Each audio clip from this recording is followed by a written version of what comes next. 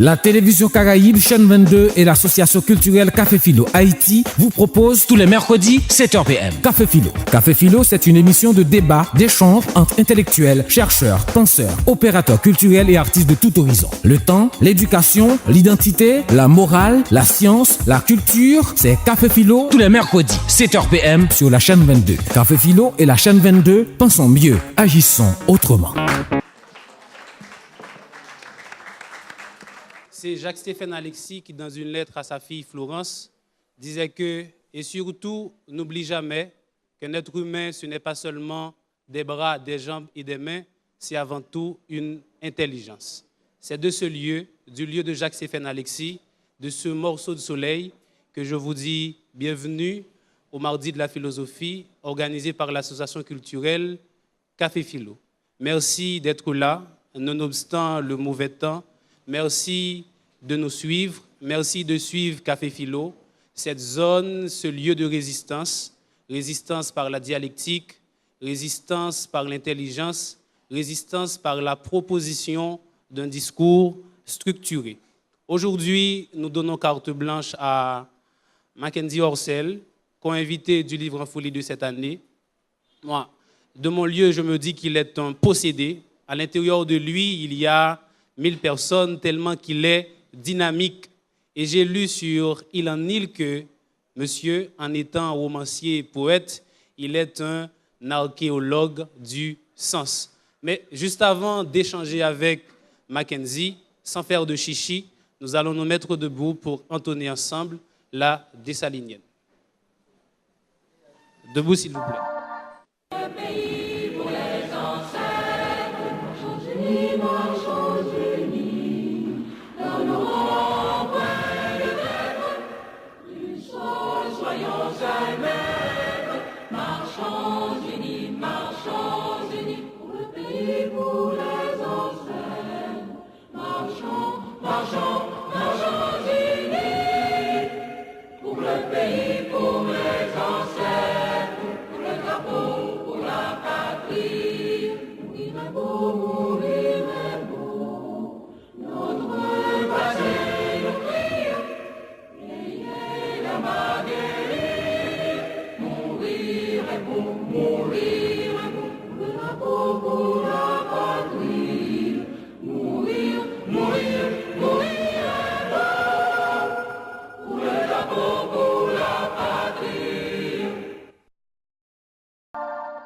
À présent, nous allons auditionner la chanson culte de Café Philo, Hasta siempre el comandante, de Julio César Barbosa.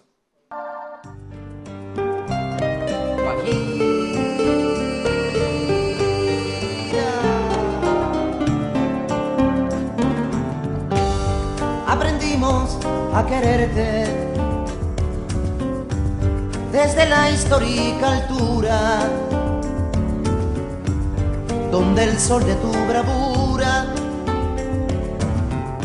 le puso cerco a la muerte. Aquí se queda la clara,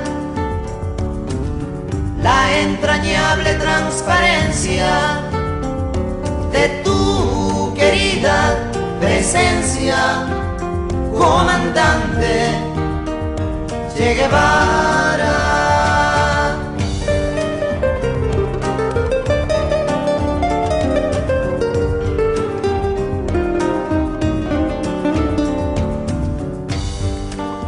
Gloriosa y fuerte, desde la historia dispara, cuando todo Santa Clara se despierta para verte. Aquí se queda la clara, la entrañable transparencia de tu querida presencia, comandante Che Guevara.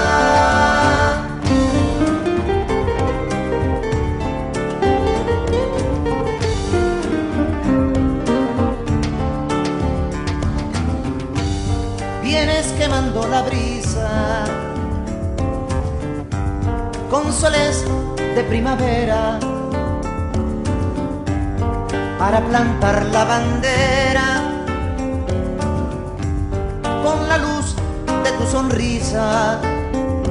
Aquí se queda la clara, la entrañable transparencia de tu querida presencia, comandante Che Guevara.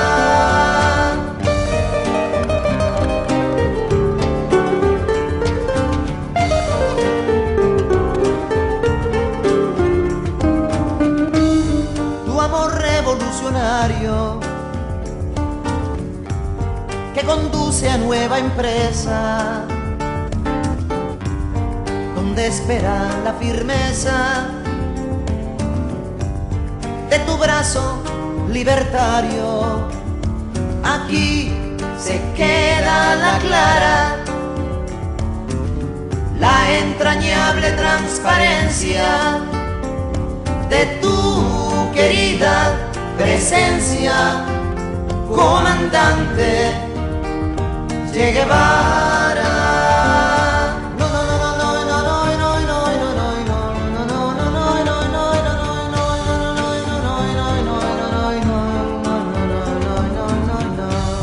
Seguiremos adelante, como junto a ti seguimos, y con Fidel te decimos, hasta siempre, comandante. Aquí se queda la clara, la entrañable transparencia de tu querida presencia, comandante Che Guevara.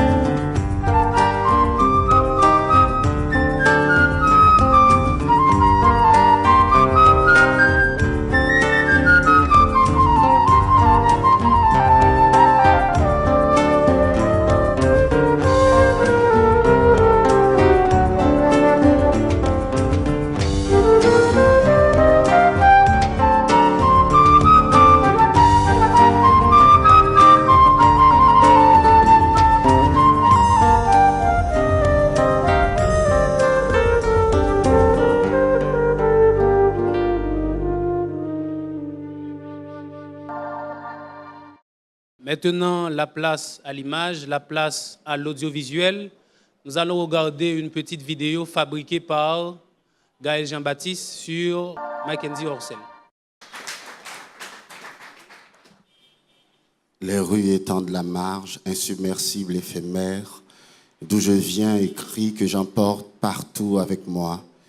Il n'est d'absolu que l'épitaphe, le chant mouillé, le temps solitaire attelé à ma peau. Je déchire la mémoire de mes errances. Que peuvent les souvenirs, les bruissements de la sève, l'immunité du chant à la chute, au bégaiement des sources? À quelle aube substituer le nu livré à la nuit des tessons? Toute traversée est antérieure au miroir, au mythe du pollen. Ailleurs qui vient de l'ombre, plus de port fictif, à la fièvre des transhumances, plus de pages à grimper où pleure l'infini. Au plus loin, dans mon interminable course vers moi-même, le vent scrute sur mes doigts les rives les plus imperceptibles de ton corps, parfum houleux de l'immense, au banc lumineux le bras, à braver les digues de l'instant, les dieux impénitents de la blancheur. La métaphore exhibe un pays de larmes, l'art fricoté de s'accrocher à l'enfance. La métaphore pleure le pays sur le bas-côté. Depuis le capharnaüm du silence, je traverse mes insomnies nues telle une fêlure, nue sur la grève. L'air étanche, les lignes écarlates de la distance. Les lignes de ma main sont trop courtes, bien trop courbe à singer la lumière, à songer à demain.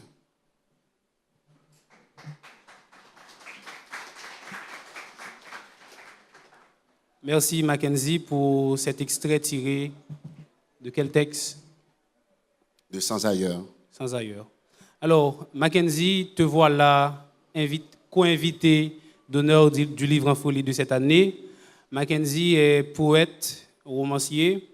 Il a 3 romans. En 2010, il a publié Les Immortels à Montréal chez les éditions Mémoire d'Encrier, lequel texte sera réédité en 2012 chez Zulma et en poche en 2014. En 2011, il a publié Les Latrines et en 2016, L'ombre animale. Et beaucoup de recueils de poèmes comme Sans ailleurs, La douleur de l'étreinte. Maintenant, Mackenzie, tu es co-invité du livre en folie de cette année. Alors qu'il est en Haïti, nous avons une jeunesse qui ne bouge pas. C'est une jeunesse qui ne lit pas. C'est une jeunesse qui ne consomme pas du castrat. C'est une jeunesse qui ne prend pas en otage les livres. Mais qu'est-ce que ça te fait d'être l'invité de Livre en folie de cette année? Ça te fait quoi? Qu'est-ce que ça dégage en toi comme énergie? C'est un grand honneur pour moi d'être invité d'honneur, co-invité d'honneur de Livre en folie. Mais ça reste une activité, c'est-à-dire Livre en folie, il ne faut pas l'oublier, c'est une foire. Et ça, pour moi, ce n'est pas de la reconnaissance, parce que la reconnaissance, ce n'est pas la raison pour laquelle je fais ce travail. Je me lève tous les matins pour écrire. Et je pense qu'il faut pas... Il faut faire attention à justement cette vision de la jeunesse haïtienne. Je pense qu'il y a beaucoup de lecteurs ici. Il y a une nouvelle jeunesse haïtienne. Il y a une jeunesse haïtienne qui lit, qui s'intéresse à la littérature, qui écrit. La preuve, il y a plein de jeunes ici ce soir qui sont là justement pour la littérature. Et Haïti, c'est l'un des pays au monde, toute proportion gardée, où il y a vraiment beaucoup de lecteurs. Voilà. Mais par rapport à cette activité Livre en folie, je suis très honoré, je suis très touché et je suis là, je suis en train de vivre l'expérience, je fais la rencontre, je rencontre la presse, j'essaie de proposer des choses. Voilà. D'accord. Maintenant, dans Les Immortels, il y a une question qui t'a été posée. Une question par une pute. Elle t'a proposé d'écrire un livre pour Shakira, dans Les Immortels. Pour Shakira, une lectrice de Jacques-Stéphane Alexis. Et cette question a été, qu'est-ce que tu fais dans la vie, toi? Je ne suis pas l'écrivain dans Les Immortels. C'est un personnage que j'ai campé de toutes pièces. Et j'ai essayé dans ce livre de réaliser quelque chose que je ne pourrais pas faire dans la vie. Je ne me vois pas raconter l'histoire de quelqu'un d'autre. Je ne me vois pas retranscrire une histoire. J'écris, c'est vrai que j'écris pas seul, parce que j'écris avec mes lectures, mes rencontres, mes voyages. J'écris dans une ambiance assez colorée, mais je ne suis pas cet écrivain-là. Et donc, tout le livre est structuré autour de ce marché entre l'écrivain et la mère Maquelle. C'est-à-dire un mec, après le tremblement de terre, qui n'allait pas bien. Forcément, après une telle catastrophe, on ne va pas bien. On a envie de se retrouver dans un lieu tranquille. On a envie de vivre autre chose. On a envie d'avoir la tête hors de l'eau, hors du drame. Et lui, il est allé voir cette prostituée qui avait une histoire à raconter parce que cette femme-là a vécu avec une petite fille qui s'appelle Shakira et qui est morte dans le tremblement de terre, et que cette fille-là, c'était une grande lectrice de Jacques-Stéphane Alexis, de plein d'autres auteurs classiques, voilà, une grande lectrice. Et cette fille, à un moment donné dans sa vie, a raconté à cette femme, cette mère Maquelle, que les personnages dans les livres sont les maîtres du temps, ils sont immortels. Et cette femme-là, en rencontrant cet écrivain, pour elle, c'était une aubaine, parce que ça va lui permettre de raconter l'histoire de cette petite, c'est-à-dire de la rendre immortelle. Donc, tout le livre est structuré autour de cette rencontre. Cette rencontre m'a permis de raconter et l'histoire de ces femmes, le quotidien de ces femmes, et la vie de cette petite et la vie de cette mère Maquerelle. Voilà. D'accord. Voilà, tu es écrivain. Il y a Richard Boringer dans un texte qui s'appelle « C'est beau une ville la nuit ». Il lui a dit que écrire, c'est comme un match de boxe. Il y a toujours un round d'observation. Est-ce que tu attribues ce même sens à l'écriture? Qu'est-ce qu'écrire pour toi? Moi, j'écris pour plein de choses. J'écris pour m'amuser, déjà, parce qu'il y a des moments de plaisir, des moments d'éternité, de bonheur, d'écriture dans cette affaire. Et puis, j'écris parce que j'ai des choses à dire, parce que j'ai toujours été habité par plein de fantômes, plein de démons. Ça me permet, l'écriture me permet de respirer, me permet de me rencontrer vraiment, de me sonder, d'aller dans des zones sombres, inhabituelles de moi-même. Et j'écris pour inviter les autres, vous, à questionner le monde, pour vous donner à voir ce monde, pour essayer de comprendre, pour voyager. Et après, chacun fait comme il veut. Et moi, ma vision de la littérature, c'est ça, donner à voir le monde. Il faut dire que l'artiste, il ne peut pas partir avec l'objectif de changer les choses. Ce serait trop prétentieux, mais au moins donner à voir, au moins dire que ça ne va pas, qu'il y a des choses qui se passent dans le monde, qu'il y a des choses qui se passent dans l'être. Et dans Les Immortels, c'est ce que j'ai essayé de faire modestement. Et quand tout le monde parlait de l'État qui n'existait plus, en tout cas, de tout et de rien, mais personne ne parlait de ces femmes. La bien-pensance ne parlait pas de ces femmes. On n'avait même pas à penser à elles. Et moi, j'avais une pensée pour elles. J'avais besoin de savoir ce qu'elles étaient devenues. Ces prostituées, ces femmes de la Grande Rue, pour avoir grandi avec ma mère, une femme qui ne sait pas lire, qui n'a pas de voix, qui raconte jamais sa vie, à qui on ne passe pas le micro parce que ce n'est pas la bonne voix, parce que c'est une paysanne de la vallée. Et moi, j'avais besoin de savoir. J'avais besoin de donner une voix à ces femmes. Parce qu'elles ont des choses à dire, parce qu'elles ont des choses à nous raconter, elles ont des choses à nous apprendre. Et dans les latrines, c'est pareil.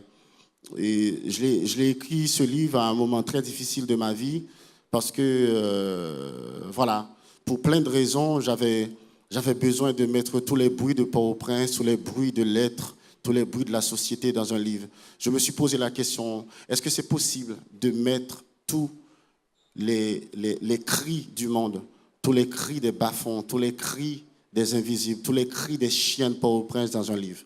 Voilà, j'ai essayé dans les latrines et ça m'a apaisé. Ça m'a offert, cette expérience m'a offert plus d'épaules pour écrire L'Ombre Animale. Et L'Ombre Animale m'a encore offert beaucoup plus d'épaules pour écrire le livre que je suis en train de finir. Donc c'est une expérience qui continue. C'est pas, on ne se dit pas, voilà, je vais écrire un petit livre, je vais voir. Non, c'est une question de vie ou de mort. Céline disait, l'écrivain, il met sa peau sur la table. Il n'y a pas de table d'écriture, il y a un établi. On arrive et on met sa peau sur la table. L'écriture, c'est une longue marche dans le ventre de la mort. Et moi, je me donne pour que l'œuvre vive. Et après, ça vaut ce que ça vaut. Je fais confiance au temps, je fais confiance à la langue. Il n'y a pas de juge, il n'y a pas d'avocat, il y a des critiques littéraires, mais c'est le temps qui décide. Aujourd'hui encore, on lit Rimbaud, dans 100 ans, on va lire Castra, on lit Jacques-Stéphane Alexis aujourd'hui, on parle de Jacques Roumain, on parle de plein d'auteurs, on parle de Louis-Ferdinand Céline, de Garcia Marquez, de Pablo Neruda, de plein d'auteurs. Pourquoi? Valérie. Parce que là, il y a quelque chose, il y a un risque, il y a une langue, il y a un imaginaire, il y a une proposition. Et moi, c'est ce que j'essaie de faire modestement, de proposer quelque chose, de proposer, de faire du Mackenzie Orsel. Et après, on verra. OK. Mais L'Ombre Animale a eu un grand succès. 4 prix. Maintenant, une autre question. Dans toute ta production littéraire, qu'elle soit romanesque ou poétique, il y a Port-au-Prince qui revient toujours. Que ce soit dans les latrines, que ce soit dans Parce la que douleur je de suis l'étreinte. Haïti. J'assume Haïti dans ses jouissances, dans ses blessures. Et j'assume l'histoire d'Haïti. J'assume... Parce qu'on n'a pas d'histoire personnelle en dehors de l'histoire de son pays. Il n'y a pas de littérature en dehors de l'histoire. C'est-à-dire la littérature finit toujours par rencontrer l'histoire et finit toujours par porter cette histoire. Et je suis Haïti. Et je ne peux pas faire sans. Haïti, c'est chez moi, c'est mon vécu, c'est mon enfance, c'est mon imaginaire. Ok. Mais et, en littérature contemporaine, on parle de plus en plus de Port-au-Prince. Daniela Ferrer en parle dans Tout bouge autour de moi. Laurent Godet dans Danser les ombres. Et il y a aussi un texte chez l'ex-édition Des mots et des rues où vous avez plein d'auteurs. Parce qu'on écrit avec ses souvenirs, avec ce qu'on connaît, avec ses potes, avec ses anciens potes, avec ses potes à venir. Et j'ai grandi à Port-au-Prince, j'ai grandi à Martissan, et il y a eu cette belle époque, entre guillemets, de distraction de Magloire-Amboise, où on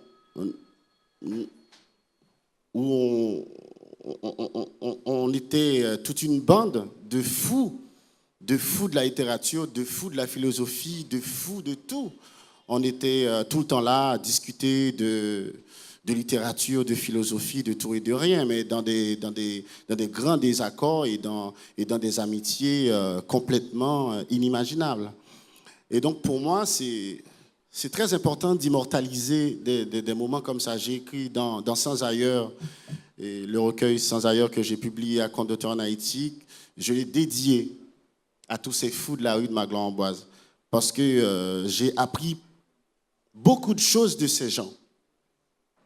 Je ne sais pas si je leur ai appris quelque chose, mais j'ai appris beaucoup de choses j'ai appris qu'il fallait être passionné, fou, bosseur pour pouvoir avancer. En tout cas, je ne sais pas si dans la littérature, si dans cette affaire, on peut réussir.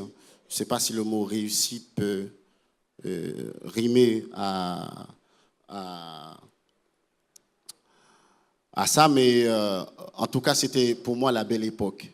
L'époque où on était dans la résistance, qui continue aujourd'hui. Et ça me fait plaisir de voir qu'un espace comme ça puisse exister, que des gens soient là, fougueux, assoiffés. Et c'est très important. Et donc, du coup, moi, je mets Port-au-Prince, je mets plein de choses dans mon œuvre. Parce qu'on ne peut pas écrire en dehors sans ses vécus, sans son enfance, sans ce qu'on connaît. Et Haïti, c'est ce que je connais. J'écris depuis Haïti. Je voyage beaucoup.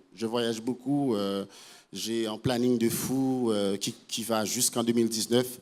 Mais je fais tout ça depuis Haïti. Voilà. D'accord. Maintenant, en parlant de Magloire-Amboise, il y a un texte dans La Nuit des terrasses qui, depuis quelque temps, n'arrête pas de me tracasser. Maintenant, juste pour vous mettre dans la cadence, Magloire-Amboise, avenue fermée dans une bouteille, on boit des vagues. Une passante, le temps s'arrête, elle est belle. La bouteille tombe et se casse. Des milliers d'oiseaux planent sur ce qui fut. De l'impétuosité de l'avant à l'avortement de l'après, subsiste que le cri. Ton rire, odyssée de sable, l'enfance, la fin du sang, 100 000 fois annoncé, tes cheveux en cavale, immense voile bleu, le long de l'universel, corps musical de l'ombre. C'est un beau texte, Mackenzie. Maintenant, une autre question. Dans tes 3 romans, mais particulièrement dans L'ombre animale, qu'est-ce que tu portes comme projet? Quel est le cri que tu portes? Mes cris d'abord, ensuite tous les cris de mes personnages. Parce que vous savez, quand on écrit un roman, on raconte une histoire, on campe des personnages, on les écoute beaucoup. Il ne faut pas croire qu'on a beaucoup de pouvoir sur les personnages qu'on campe. Et il y a leur psychologie à assumer, à construire. il y a leur sociologie, les personnages viennent de quelque part et ils sont dans le monde, ils doivent grandir. Donc je porte tout ça. Mais pour parler de l'idée même du livre, c'est-à-dire l'idée qui a permis à l'auteur d'avancer dans le livre, de le construire, dans Les Immortels, pour Les Immortels, j'ai trouvé cette phrase comme ça sur la grande rue: une ville sans pute est une ville morte. Et c'est tout simplement pour dire une ville sans femme est une ville morte. Je pense que c'est le genre de phrase hommage à sa mère, à sa cousine, à une voisine, à une courageuse. Voilà. Et ce livre, cette idée m'a donné le livre. Tout de suite, j'avais le livre en trouvant cette phrase. J'étais trop content. Et après le reste, je l'ai fait comme ça. Pour les latrines, j'étais au Gonaïve avec des amis. Et en regardant la ville, j'ai eu cette phrase: mais putain, cette ville, c'est une vraie latrine.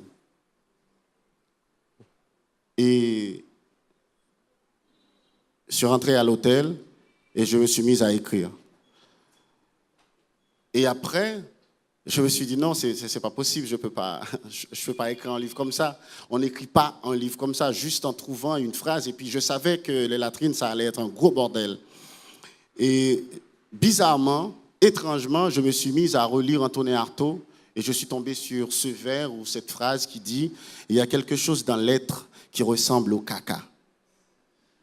Et cette phrase m'a permis de construire les latrines en tant qu'espace géographique, sociologique, mais aussi en tant qu'espace intérieur. Ça m'a permis de construire un livre, d'écrire un livre depuis l'intériorité de l'être. Et je me suis intéressé aux zones d'ombre, aux côtés sombres de l'être et aussi à l'espace géographique où cet être-là évolue. L'ombre animale, je l'ai eu comment? Je bossais encore au ministère des Affaires étrangères et un jour, il y a un pote qui est venu me voir et il m'a dit: Mackenzie, tu vois, on aime tellement ta mère, pourquoi tu n'écris pas un bouquin où c'est ta mère qui raconte? Je dis: ok, non mais c'est pas possible, non. Et après, je suis rentré chez moi, j'ai réfléchi et ça m'a amené à penser à toutes les histoires que ma mère, elle m'a racontées depuis mon enfance à aujourd'hui. Et ça m'a permis de créer ce dialogue. L'ombre animale est construit sur une dichotomie, sur un dialogue entre ce village que je ne connais pas, ce village qui nous apparaît comme un monde pré-cartésien, un monde primitif, un monde impossible où la lumière, la police, l'armée, les autorités n'existent pas, où la modernité n'existe pas, c'est-à-dire un truc au beau milieu de nulle part, et la capitale que je connais. Donc, je me suis retrouvé à essayer tous les jours, pendant 4 ans, à essayer de raconter toutes les histoires qu'elle m'a racontées, ma mère, de mon enfance à aujourd'hui, dans ma propre langue, avec mes propres mots. Et voilà, tout le livre, L'ombre animale, ce bordel, et aussi cette forme, la forme du livre, le souffle. Construire un livre comme un chant, une seule phrase, des risques comme ça. Moi, j'aime bien. La littérature, c'est ça. On prend des risques. Si on n'est pas prêt à prendre des risques, il faut lâcher l'affaire. Ça ne sert à rien. On n'écrit pas parce qu'on est confortable. On n'écrit pas pour plaire. On n'écrit pas pour dire aux gens: allez, tout va bien, la vie est belle. Non. Les écrivains ne sont pas des vendeurs de certitudes, ils ne sont pas des psychothérapeutes, ils ne sont pas là pour vous faire plaisir, ils ne sont pas là pour faire l'unanimité. Moi, ça me fait plaisir quand on me dit: Mackenzie, voilà, j'aime ton bouquin, ça me fait plaisir, mais je ne vais pas réécrire le même bouquin juste pour continuer à plaire. Donc, à chaque fois, j'essaie de trouver une nouvelle idée, une nouvelle forme, et voilà. Et donc, je ne sais pas, j'ai peut-être eu beaucoup de chance. Je voyage beaucoup, 5 continents, mes livres sont lus un peu partout, sont traduits et voilà, je fais beaucoup de choses. Mais de temps en temps, j'aime bien qu'on me foute un petit coup de pied au cul, histoire de me dire, voilà, il n'y a pas de livre intouchable. Moi, j'aime bien quand quelqu'un me dit, ah, ton livre là, ça m'a laissé un peu, voilà, ça laisse à désirer. Et bizarrement, ça me fait, je ne sais pas, ça me fait plaisir parce que je me dis, voilà, là, il y a quelqu'un qui ne fait pas que gober ce que j'écris, qui ne fait pas que gober ce que je raconte, mais qui essaye de questionner. Il n'y a pas d'œuvre Qui intouchable. pose un regard sur le texte. Exactement. Donc, on peut remettre en question toute l'œuvre de Jacques-Séphane Alexis, de Jacques Roumet, de Garcia Marquez, quel que soit l'auteur. La littérature, la critique, c'est le lieu des questionnements. C'est le lieu du doute. Il faut douter. Et moi, j'aime bien qu'on doute avec moi. Et ça me permet de grandir. Et je pense qu'aujourd'hui, je fais mieux ce travail. J'écris mieux, j'avance mieux, parce que j'ai rencontré des gens qui n'ont pas gobé, qui n'ont pas aimé ce que je fais, qui l'ont questionné et qui m'ont permis de grandir. On ne grandit pas dans l'unanimité positive. On grandit parce qu'il y a des gens qui doutent. Mais rapidement, est-ce que tu es en train de nous dire que l'œuvre littéraire doit porter un engagement? L'écriture s'engage. Je ne sais pas de quoi on parle. Je sais pas, on s'amuse à parler d'écrivains engagés. Voilà, de nous bassiner avec les idées de Jean-Paul Sartre. Que voilà, il faut faire de la politique. Bon, c'est un discours parmi tous les discours. Oui, c'est un discours. Il n'y a pas de problème. Je ne suis pas en train de nier ce discours. Mais je dis tout simplement que l'écriture s'engage. Celui qui écrit pose un acte politique. Et après, il y a le citoyen, il y a l'écrivain. Ça, il ne faut pas l'oublier. Celui qui est parti de France en passant par la Chine, Cuba, pour atterrir sur les plages de Mont-Saint-Nicolas, Jacques-Séphane Alexis, cette personne-là, c'était le citoyen doublé de l'écrivain, c'est-à-dire une double conscience. Le citoyen, il a des droits.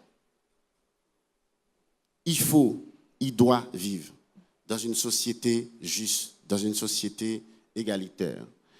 Il doit descendre dans les rues. Quand il n'y a pas d'électricité, il doit crier. Il a des devoirs aussi. Il a des devoirs, oui, je suis d'accord. Mais l'écrivain, est-ce que, alors là je pose une question, est-ce que c'est obligé de donner des cahiers de charges à l'écrivain, de lui dire, tu dois descendre dans les rues, tu dois écrire pour demander aux gens de descendre dans les rues? Des questions. Et après, on peut toujours y revenir. D'accord. Et dans l'ombre animale, alors, c'est, comme je l'ai dit tantôt, Ombre animale, c'est un roman avec beaucoup de succès. Il y a 4 prix. Prix Louis Guillot, prix littéraire des Caraïbes, prix littérature au monde, et puis le prix Éthiophile. Maintenant, le texte prend fin avec un poème. Mais c'est un poème que j'aime. Je ne suis pas morte, je vais à ma rencontre. Je t'avais prévenu, ça n'a absolument rien à voir avec une histoire.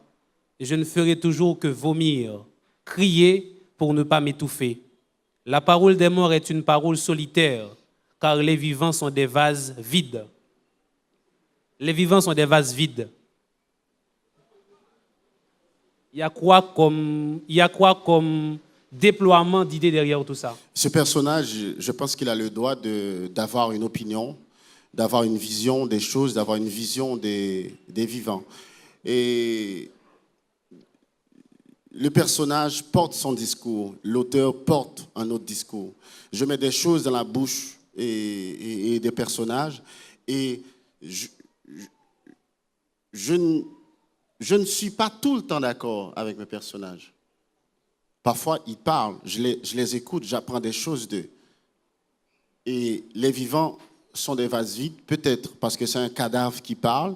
Il parle depuis le lieu de la mort et il estime que, voilà, les vivants, ils vivent leur vie, ils se lèvent le matin, ils prennent le petit-déj, à midi, ils déjeunent, le soir, ils dînent, ils font des choses, ils vont au boulot et ils parlent beaucoup. Donc je pense qu'un cadavre a le droit d'avoir cette vision des vivants. OK. Maintenant, nous allons observer une pause musicale. Ça va être Le Vide de Slimane. Après quoi, on reviendra pour l'autre partie, les questions-réponses. Nous revoilà. Nous sommes, à mon sens, à la partie la plus intéressante, la partie où nous allons discuter, où nous allons déployer toute une argumentation. Maintenant, pour la première série de questions, j'appelle Jean-Jules Taberneau et puis Polo Madson. Bonsoir et c'est encore un plaisir d'être à Café Philo.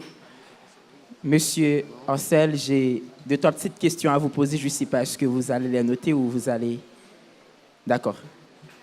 Alors ce matin, j'ai été dans une école, question de présenter un recueil de poésie que j'ai écrit, que j'appelle Vers d'amour chocolaté.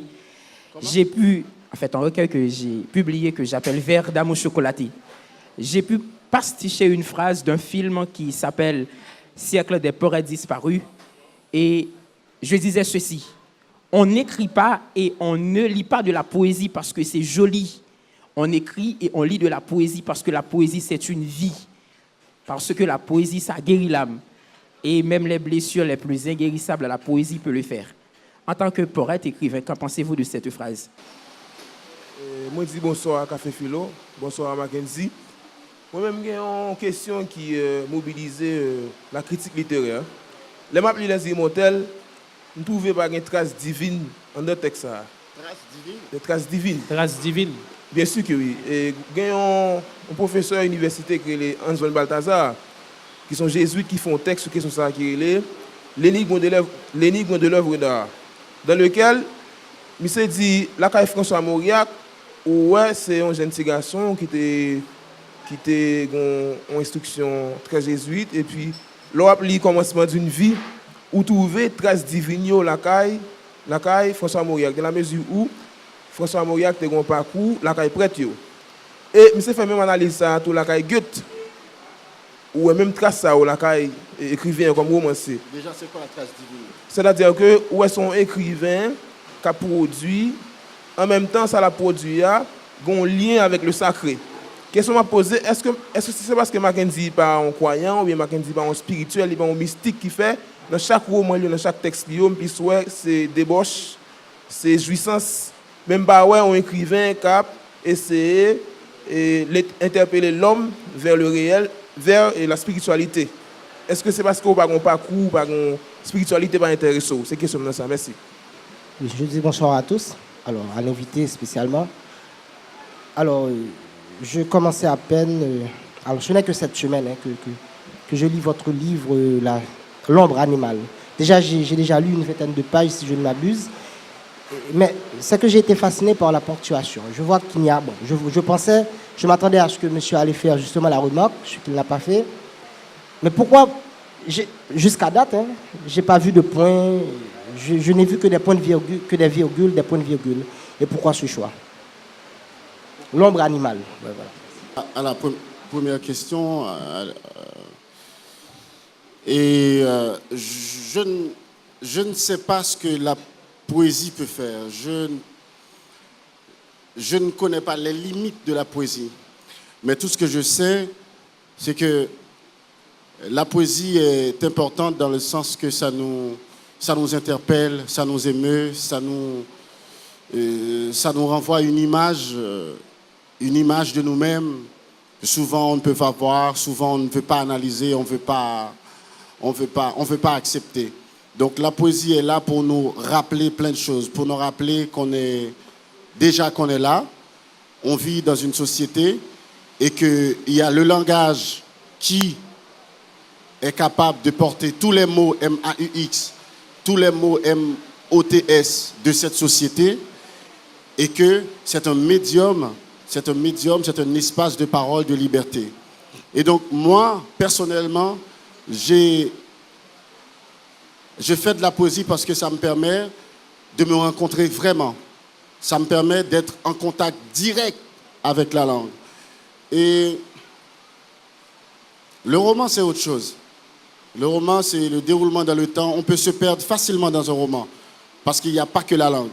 Il y a plein de choses à côté. Il y a les personnages, il faut les camper, il faut les construire. Il y a des situations, il y a un fil rouge qui relie et tout le livre. Il y a une histoire qui est racontée. Oui, il y a le cadre spatio-temporel du roman. Voilà. Donc, il y a plein de choses qui se passent dans un roman. Et moi, j'aime la poésie pour ça. Parce que ça me pousse vraiment à me rencontrer, à aller au-delà des limites de la langue. Ça me permet de faire dire à la langue ce qu'elle ne dit pas d'habitude. Ça me permet de la violer, de la caresser, de la chérir, de la récuser, de l'accepter, de l'assumer, de ne pas l'assumer. Donc, voilà. Je sais que tout ce que je viens de dire là est possible dans la poésie. Mais après, ses limites, ce qu'elle peut vraiment, est-ce qu'elle peut changer des choses? Est-ce qu'elle peut changer une société? Est-ce qu'elle peut guérir l'âme? Ça, je ne sais pas. La trace divine. Bon, ça, je suis désolé, c'est vraiment une question de quelqu'un qui n'a pas lu mes livres. Et dans l'ombre animale, il y a une grande part de... Enfin, déjà dans les immortels, il y a une grande part de spiritualité. Cette mère chrétienne qui prie pour que sa fille revienne, dans un premier temps et dans un second temps, qui met de côté sa foi pour se prostituer, pour pouvoir retrouver sa fille. Et donc, des questionnements entre les lignes sur les limites de la chrétienté, les limites de la spiritualité, les limites de l'esprit. Et dans l'ombre animale, il y a des pages de questionnement, de remise en question des mystères dans ce village, du vaudou, de plein de choses. Et mon personnage principal, toi, c'est une choisie. C'est quelqu'un qui a été choisi par un loi vaudou. Sa mère a été choisie. La grand-mère de sa grand-mère a été choisie. Donc il y a toute une série de questionnements, de remises en question des mystères, des esprits, des lois, les dieux, les rapports entre les humains et les dieux, les limites des dieux, les limites de la foi. Donc voilà, je vous invite, si vous voulez, vous n'êtes pas obligé, et à vous plonger dans ces livres. Ponctuation. Et même dans la question, il y a un élément qui ne bouge pas. Voyez, tout le monde a une spiritualité. La spiritualité ne renvoie pas toujours à une quelconque divinité. Par exemple, si vous lisez Consponville, dans l'esprit de l'athéisme, il en a clairement parlé. L'ordre de spiritualité, ce n'est pas forcément Dieu. Non, tu as raison. Et ponctuation, ce n'est pas important. C'est pas important. Le lecteur, il sait où il est. Il a le texte en main. Il suit. Et moi, dans l'ombre animale, je voulais vraiment embarquer le lecteur dans un bordel, dans un chant, dans un souffle infini. Et moi, j'ai mis 4 ans à porter ce livre, à en jouir, à le subir, à essayer de faire une seule phrase, du début à la fin. Je ne suis pas le rat cadavre qui a été tué par un coup de magie et tout machin. Et jusqu'à la dernière phrase qui dit « Et toi, vas-tu me raconter quelque chose ?» Donc, la même phrase du début à la fin, le seul souffle, un même chant, la même litanie. Et j'invite le lecteur à faire un effort de lecture. Je l'invite à se dire que la ponctuation, c'est pas ce qui fait la structure, l'esprit, la beauté, l'intériorité, la vérité du texte. Le plus important, c'est la langue. La langue qui porte ce discours, la langue qui porte cette voix, la voix de cette femme, la voix de ce cadavre. Et je vous invite à relire Ulysse de James Joyce. Je vous invite à relire Les Belles du Seigneur de Cohen. Je vous invite à relire plein d'autres livres où la ponctuation c'est pas une règle, la ponctuation. C'est la langue. Voilà. Merci. Une deuxième série de questions avec Henri-Robert Jean, Isaac Noël et Peterson Manuel. Bonsoir à chacun de vous. Mackenzie Orsel, dans cette causerie, je dénote une certaine spontanéité, un franc-parler ou un parler franc de ton côté. Et je suis tenté de te demander de quelle école tu viens. Autrement dit, est-il nécessaire d'appartenir à une école de pensée, à une école littéraire, pour voir son talent poétique ou littéraire se confirmer? Si oui, quel est le rôle de la licence et de la liberté poétique? Merci. Bonsoir Mackenzie. Ça fait plaisir de vous voir et ce n'est pas la première fois que je vous ai vu. Ça fait la deuxième fois. La dernière fois que je vous avais vu, c'était à la Focale. Et je dois vous dire que physionomiquement, regardez Mackenzie, ça ne fait pas un écrivain, un poète. C'est pas un jugement sensé. Et c'est pour poser une question. C'est pas un jugement sensé. Ok, Mackenzie, on y va, Isaac. Alors, la question c'est que combien de Mackenzie, combien de Georges Castra, combien de Yannick Laens existent-ils aujourd'hui? Et Mackenzie, quel conseil allez-vous apporter aux jeunes ce soir qui vous regardent? Leur dire il est bon de lire, de penser à la littérature. Merci. Bonsoir tout le monde. Monsieur Mackenzie, vous êtes l'invité du mardi de la philosophie de Café Philo. Le modérateur nous a demandé de nous mettre debout pour entonner la dessalinienne, qui s'est expliqué que nous devons chita. Pourtant, les maps suivent bien ou dit que j'assume Haïti, je suis Haïti, j'ai grandi à Martisson, je ne sais pas. La deuxième question, c'est que vous t'avez dit que, M. Mackenzie, les écrivains ne sont pas des physiothérapeutes, c'est ça? Psychothérapeute, très bien. L'homme de fil passé, ou dit que les gens qui livrent dans la littérature, c'est les gens qui prennent un peu de risque. Mais qui ça explique que, ou dit, une ville sans pute est considérée comme une ville morte. Qui ça pousse ou dit ça? Merci. Là, Mackenzie, il a été dans l'attaque, Mackenzie. Sans doute, Mackenzie va répliquer. Je vais répondre à la première question. Et par rapport à cette histoire de courant de pensée, il y en a eu pas mal, même beaucoup. Le surréalisme en France, le dadaïsme, le pointillisme, le symbolisme en peinture, le romantisme allemand, italien, français, l'indigénisme en Haïti, Haïti littéraire. À un moment donné, des gens qui se retrouvent autour d'une table et qui décident d'aller dans tel sens. Qui se disent, bon voilà, nous, on va écrire dans ce sens-là. On va écrire sur cette thématique-là. On va évoquer ces problématiques-là. Et heureusement ou malheureusement, cette façon de faire, d'écrire, de voir la littérature, d'aborder, d'habiter la littérature n'existe presque plus, pour pas donner dans l'absolu. Et les écrivains, les peintres, les photographes, les chanteurs, les musiciens, et voilà, ils font comme bon leur semble, ils explorent ce qu'ils veulent, les imaginaires qu'ils veulent. Et là, je pense à un écrivain comme Jean-Gustave Leclésio qui s'amuse à planter le décor de ses livres à l'étranger. Il est français.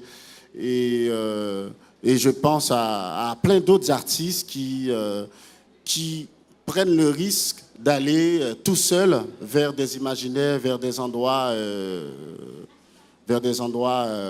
divers. Et c'est un peu comme le voyage. On n'est pas obligé d'être un grand voyageur pour écrire. Il y a des auteurs, des artistes qui ont beaucoup voyagé et ce qu'ils font, selon la critique, ne valent pas un clou. Et il y en a d'autres qui ne voyagent pas, qui restent dans leur chambre et qui explorent le monde depuis leur chambre. On n'est pas obligé, il n'y a pas d'obligation d'appartenir à un courant de pensée, à une école, à un discours pour écrire, pour devenir écrivain.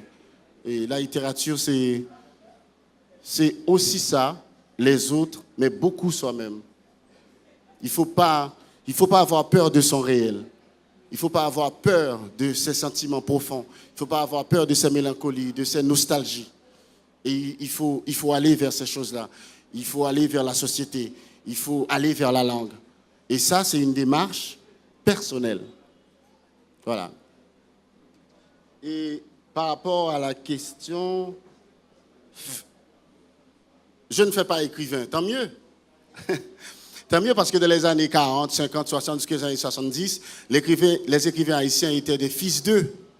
Fils de médecins, d'avocats, la petite bourgeoisie haïtienne, ils fréquentaient les grandes écoles. Et Mackenzie qui arrive de Martissan, qui est parti de rien et qui aujourd'hui est écrivain. Et là, je pense... Et là, je pense à Jean d'Amérique qui est là pour parler de la jeunesse. Il y a des voix ici, il y a des imaginaires, il y a des soifs, il y a des envies, il y a du travail. Il faut les canaliser, il ne faut pas les rejeter, il faut les écouter. Il y a plein de choses qui se passent ici et je suis fier de ce qui se passe ici. Je pense que derrière cette émission, derrière Café Philo, il y a beaucoup d'énergie. Je suis ici ce soir parce que cette équipe-là a pris la décision à un moment donné de créer ça. Et ça, c'est de l'énergie. On ne peut pas cracher sur ça. Et aussi, en Haïti, je ne vais pas donner dans la généralité, mais on s'attarde beaucoup au paraître. Les vêtements, les façades, les belles voitures. Voilà. Mais la création, c'est autre chose. La création, c'est fermer sa porte, ouvrir son ordinateur ou un cahier et écrire. Et écrire vraiment. Et après, il faut vivre. Moi, j'écris et à côté, je vis. Je n'ai pas le bon look. Et c'est très important. C'est très important dans le sens que je ne sais pas si j'envoie une image, mais je sais que j'assume ce que je suis et j'écris depuis ce lieu. Le plus important, c'est ça. Assumez ce que vous êtes. Ne vivez pas pour les autres. Vivez pour vous-même et bossez tous les jours. C'est l'ancrage. Gary Victor parlera de l'ancrage. Pardon ? L'ancrage. Oui, on est tous ancrés quelque part. Et il faut l'assumer. Et il faut essayer aussi de se dépasser. Nietzsche disait, l'homme, c'est quelque chose qui doit être dépassé. Et tous les jours, c'est ce que je fais. J'essaye de me dépasser. J'essaye d'aller au-delà de moi-même. J'essaye d'aller au-delà de mes limites, de tester mes limites.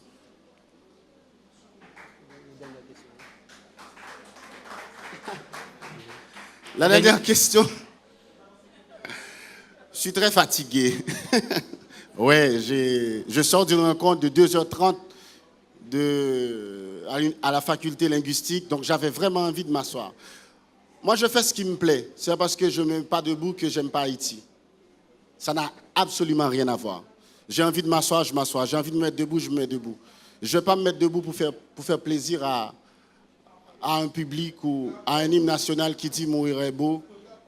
Mourir est beau, voilà. Je suis fatigué, je reste assis, c'est pas grave.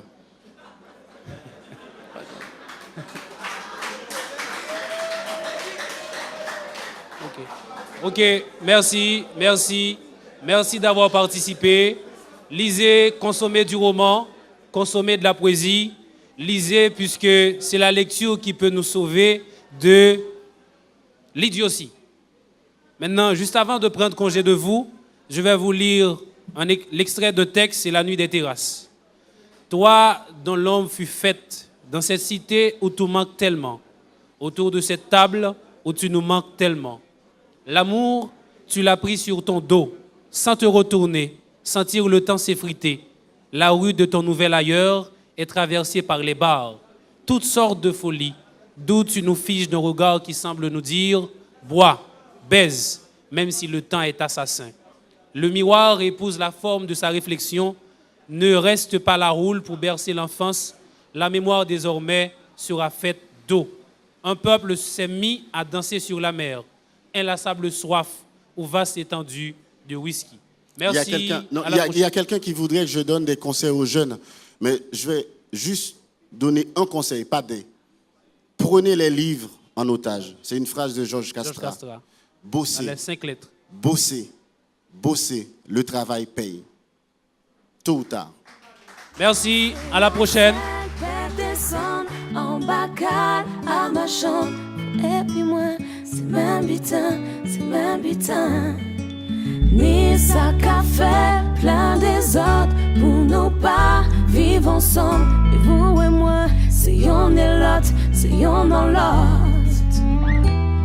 Mais là tout bitin brûlé, faut non fin calculer, faut yo apprendre peser. C'est qui bon ça y mauvais.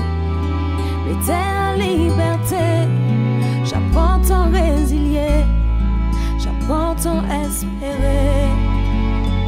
Haïti chérie, la vie pas finie. Haïti chérie, changement qu'a fini. Haïti chérie, la vie pas finie. Haïti chérie, continue à sourire. Si l'amour qu'a ouvert porte, c'est que les mois qu'a passé. Ou dis-moi, prends-moi. Jacques Mel Thomas, 5-15 coffres, l'amour qu'a monté mon. Pour ça qui près, pour ça qui loin.